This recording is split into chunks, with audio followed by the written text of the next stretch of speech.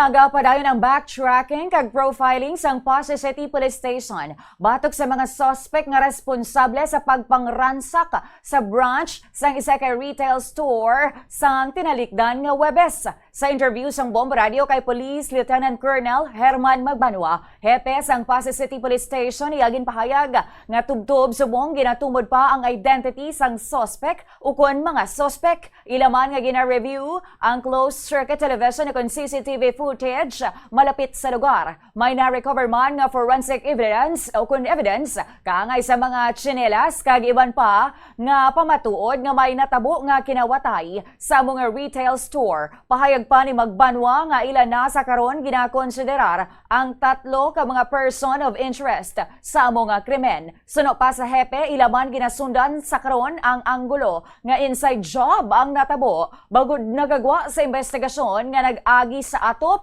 kag nagsuhot sa kisame ang mga sospek. Dugang pa sini nga kaangay nga daw kabisado sa mga sospek ang nahamtangan sang vault kun sa diin nabutang ang kwarta kag wala man sa mga baligya ang ginukay sa mga kawatan. Suno pa kay Magbanwa, ginabanta nga 116,000 pesos nga kita sa nasambit nga baligyaan ang nataban sa mga suspeksado. Encourage din naman sila nga to iso lang ang system nila na kung di at least maka-inform na yun pag active ang alarm system nila kasi ano man naman, encourage man naman at least may security guard sila sa areas kay kalos kalabanan man din sa siyudad sa Passi ang mga establishment sa isa may alarm system at may mga security guard. So ang pagpangawas sir isa hindi man basta magsusunod na pag-abalaan nila alert po ang